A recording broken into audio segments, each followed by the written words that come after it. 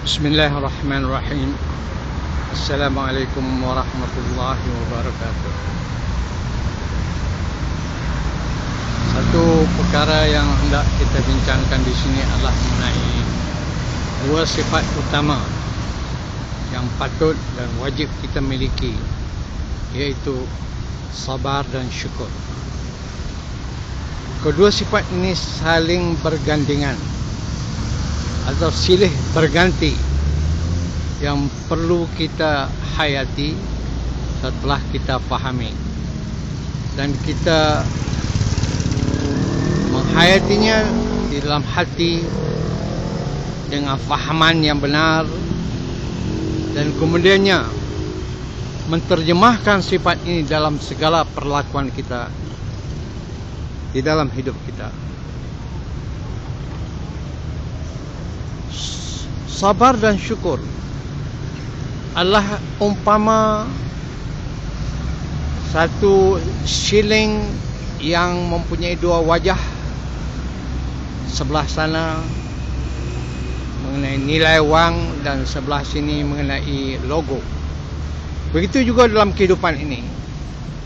Nilai seseorang itu akan bergantung pada dua perkara ini, ataupun penghayatan dua sifat ini dalam hidupnya. Kerana silih berganti duka dan suka, gembira dan duka cita, kesenangan dan kesusahan, sentiasa berpasangan, sepertinya ada siang dan malam. Kerana itulah, bagi seorang mukmin, dia akan sentiasa beruntung sekiranya dia menghayati sifat ini, yaitu syukur dan sabar. Ketika mana diperlukan syukur adalah ketika dia menerima dan mengguna nikmat yang begitu banyak yang diberikan oleh Allah Subhanahu wa taala kepadanya. Dan ketika mana dia perlu bersabar, kesabaran diperlukan ketika dia diuji dengan kesusahan, diuji dengan cubaan kehilangan orang yang dikasihi, kehilangan harta benda yang dikasihi, yang dicintai, kehilangan kedudukan dan apa saja nikmat yang dirasainya. Maka ketika itu dia perlu bersabar. Sabar dalam arti kata menyerahkan keadaannya kepada Allah, kepada ketentuan Allah, menerima takdir tersebut dengan benar, dengan tidak menyalahkan takdir, dengan tidak menyalahkan apa yang berlaku pada dirinya kepada Allah Subhanahu wa taala, tetapi dengan satu anggapan yang baik terhadap Allah Subhanahu wa taala. Kerana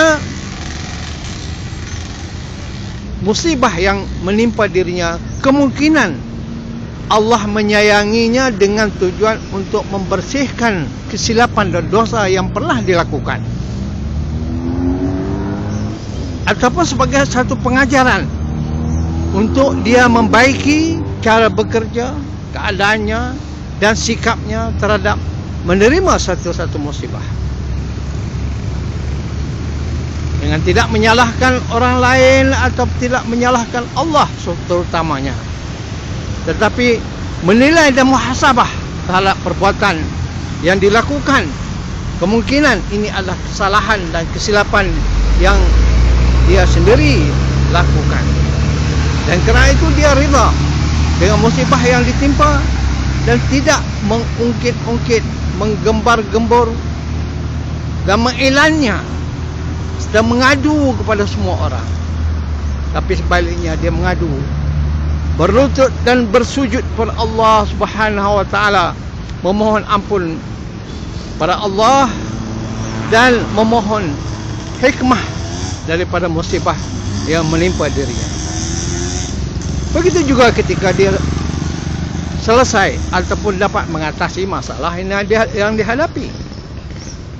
Jangan apabila selesai masalah, maka dia akan mengatakan itu adalah kerana kebijaksanaan dan kepandaian dirinya, kerana usahanya sendiri, hingga diputuskan hubungan dengan Allah.